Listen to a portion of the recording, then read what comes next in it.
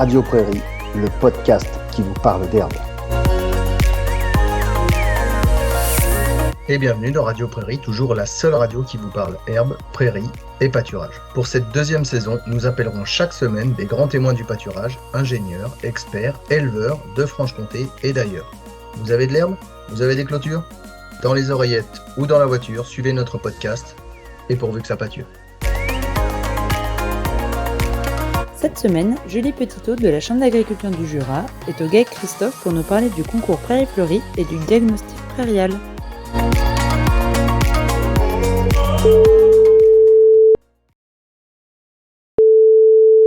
Bonjour à tous, nous sommes nombreux aujourd'hui pour cet épisode de Radio Prairie. En effet, j'ai avec moi Ludovic Da Silva, animateur Natura 2000 au CPIE Bresse du Jura, Agatha Dimur, chargée de mission agro-environnementale à la Chambre d'agriculture du Jura, Sylvie Bonbrun, conseillère prairie et pastoralisme à la Chambre d'agriculture également, et Pascal Boisson et Maxime Boisson, associés du GEC Christophe à Houssières. Donc nous sommes tous réunis aujourd'hui à l'occasion du diagnostic prairial. Ce diagnostic est un des prix pour le gagnant du concours Prairie Fleurie. Alors le concours Prairie Fleurie, mais qu'est-ce que c'est ? Alors je vais déjà me tourner vers Agatha et Ludovic, qui sont donc dans l'organisation de ce concours. Donc peut-être Ludovic, est-ce que tu peux nous expliquer qu'est-ce que c'est que ce concours Prairie Fleurie, comment il est organisé et quels en sont les objectifs ? Oui, alors en quelques mots, le CPIE co-organise avec la Chambre d'agriculture le concours Prairie Fleurie. Ça fait depuis 2017 qu'il est organisé sur le territoire Bresse du Jura. Et l'objectif du concours Prairie Fleurie, c'est de valoriser les pratiques agricoles extensives qui sont positives pour l'environnement et la biodiversité. Environnement et biodiversité de prairie, du coup.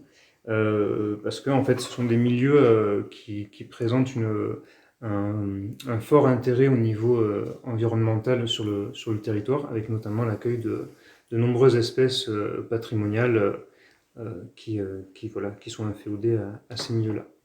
Et Agatha, est-ce que tu peux nous préciser un peu quels sont les critères du coup sur lesquels se base le concours Prairie Fleurie ? Oui, du coup, il y a plusieurs critères pour évaluer la prairie pendant le concours. Donc, sachant que l'objectif de ce concours, c'est d'allier l'intérêt de la biodiversité, comme l'a dit Ludovic, à la productivité de la prairie. Donc, il y a plusieurs critères qui mobilisent plusieurs disciplines. Donc, il y a d'abord la productivité. Ensuite, il y a aussi la valeur alimentaire du fourrage, la valorisation des effluents d'élevage aussi. Il y a aussi la valeur apicole, la capacité de renouvellement de la diversité végétale, mais aussi la valeur paysagère et patrimoniale.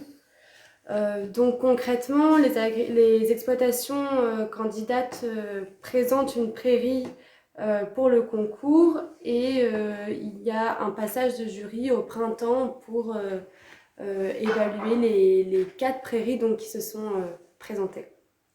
Merci Agatha pour toutes ces informations. Et du coup, je vais me tourner vers Sylvie Bonbrun, donc, qui est membre justement de ce jury.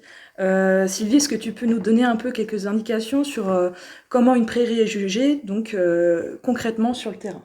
Agatha a dit un petit peu tous les critères qui étaient recensés sur la prairie. Et moi, j'ai envie de dire que le concours, c'est intéressant parce que ça permet de primer la prairie qui résout un peu tous les critères qui conviennent à tous ceux qui sont présents, donc c'est-à-dire aussi bien les environnementalistes que les agronomes, que les apiculteurs ou que ceux qui sont sensibles au paysage, quoi. Et j'ai envie de dire que celle qui est primée, en général, c'est celle qui répond à un optimum de production. Pour nous, agronomes, on pourrait peut-être faire plus, mais au détriment de la biodiversité et certainement du fonctionnement du sol si on mettait plus de fertilisation, par exemple. Et si on en mettait moins, ça répondrait pas à une logique de rendement et ça serait intéressant pour les environnementalistes, mais pas pour les agronomes. Donc celle qui est primée en général, elle est à la fois productive et biodiversifiée. Et pour moi, c'est un petit peu l'optimum de production de la parcelle et je trouve ça intéressant parce que c'est ce qu'il faudrait essayer de chercher sur chaque parcelle, qui est souvent différent parce que les contextes pédoclimatiques sont différents. Mais pour moi, c'est une parcelle qui est à l'optimum de sa production, quoi. Voilà. Ok, merci Sylvie. Donc ça tombe bien. Donc comme on a avec nous Pascal Boisson et Maxime Boisson, donc du GAEC Christophe, qui sont donc les lauréats 2021 du concours Prairie Fleurie et qui ont aussi fini deuxième pour le concours général agricole des pratiques agroécologiques, donc pour la catégorie prairie humide de Fauche. Donc déjà, est-ce que vous pouvez commencer par nous faire une petite présentation de votre exploitation? Donc nous, c'est le GAEC Christophe, donc on est situé à Houssières.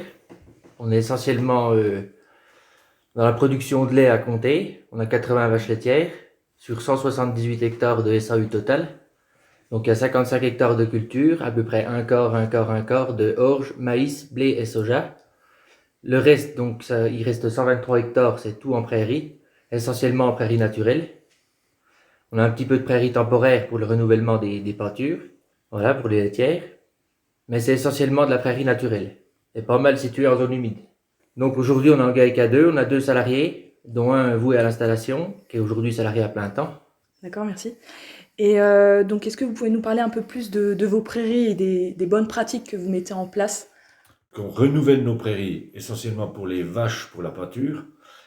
Donc là, c'est de la prairie artificielle. Et tout ce qui est prairie de fauche, essentiellement, c'est de la prairie naturelle. Prairie naturelle comme celle qui a été primée. Donc, quand on implante une prairie artificielle, c'est les multi-espèces. Donc, on met de la fétuque, on met du régras, plusieurs variétés de régras, plusieurs variétés de trèfle. Et puis, on fertilise surtout pour ce qui est des pâtures, on les fertilise par le biais d'engrais minéraux. Par contre, ce qui est les prairies naturelles destinées à la fauche, c'est essentiellement du compost. Ça nous est arrivé l'an dernier de mettre un peu d'engrais minéraux, comme je l'avais dit lors du concours. Mais c'était essentiellement pour essayer de regonfler les stocks parce que 2020 n'avait pas été une très bonne année en fourrage. Donc on voulait regonfler les stocks, donc on avait mis de l'engrais chimique pour essayer de regonfler les stocks. D'accord. Et donc la prairie que vous avez choisie donc pour le concours, est-ce qu'il y avait une raison à ce choix? Qu'est-ce qu'elle avait de particulier? La prairie qu'on a présentée au concours, c'est la prairie naturelle de l'exploitation qui représente un peu l'ensemble de nos prairies naturelles, quoi. Bon, on l'a déjà présentée en 2017, on l'a représentée en 2022, elle a gagné encore une fois. Bon, on n'avait pas gagné jusqu'au concours à Paris, mais non, il semblait que c'était notre parcelle qui correspondait c'était l'échantillon de la parcelle qui correspondait à nos prairies naturelles, quoi. D'accord. Donc je vais rebondir vers Sylvie, puisque un des prix du concours, c'est un diagnostic prairial. Donc Sylvie, est-ce que tu peux nous dire un peu en quoi ça consiste et quel est l'intérêt d'en faire un? Le diagnostic prairial, en fait, le but, c'est effectivement surtout d'aller sur le terrain pour voir les prairies d'exploitation et essayer de voir ce qui va, ce qui va pas, et là où ça va pas, essayer de trouver des pistes d'amélioration. Donc essayer de comprendre pourquoi des prairies se dégradent ou sont pas de bonne qualité, et puis essayer de trouver des pistes d'amélioration qui peuvent être la fertilisation, le chaulage, les pratiques de pâturage, des dates de fauche. Voilà, c'est assez multifactoriel, et donc c'est dégager des pistes d'amélioration pour l'exploitation, pour avoir des prairies de bonne qualité. Très bien, donc je vais me tourner vers Pascal et Maxime, puisque finalement vous venez de faire ce diagnostic prairial. Qu'est-ce que vous concluez, vous, de votre point de vue d'agriculteur? Déjà, l'intérêt d'un diagnostic comme ça nous permet d'aller sur le terrain, ce qu'on ne fait pas forcément. On met nos bêtes en pâture et puis on n'a pas forcément un pied dans la pâture pour voir comment ça se comporte. Et puis là, c'est vrai qu'on prend le temps, on a pris une demi-journée, voire une journée pour voir nos prairies comme elles sont. Avec la bêche, on fait le trou pour voir comment est le profil du terrain. Et puis là, après, on peut en déduire, soit le terrain est compacté, il faudrait qu'on essaye de décompacter, soit il suffit peut-être d'un scarificateur pour nettoyer en surface l'herbe qui peut être sèche. Enfin, mais tant qu'on ne le fait pas, tant qu'on va pas voir parcelle par parcelle, parce que c'est pas parce qu'on va le faire sur une parcelle qu'il faut l'étendre à toutes les parcelles. Chaque parcelle a son besoin, soit c'est du scarificateur, soit c'est du décompactage. Après aussi, est-ce qu'il y a besoin d'amener de matière organique? Est-ce qu'il n'y a pas besoin d'en amener? Ça, c'est à la parcelle. On ne peut pas généraliser la culture de l'herbe, quoi. C'est pas... Donc finalement, c'est pas du temps perdu, mais au contraire, c'est important de savoir prendre le temps de se poser. Puis le fait d'être accompagné par Sylvie, ça permet de le faire, alors que si on y va que nous, on le fait plus ou moins bien, et puis peut-être mal aussi. Donc, D'accord. Merci beaucoup pour tout ça. Et puis pour conclure, éventuellement, Agatha, Ludovic, est-ce que vous pouvez nous dire ce qu'il en est de l'année prochaine et du concours Prairie Fleurie ? Oui, du coup, le concours Prairie Fleurie se réitère l'année prochaine. Donc, a priori, toujours sur le territoire Brest-Jura, mais la petite zone reste à définir. Donc, n'hésitez pas à nous contacter, donc à contacter le CPIE ou la Chambre d'agriculture si vous êtes intéressé à parler prairies.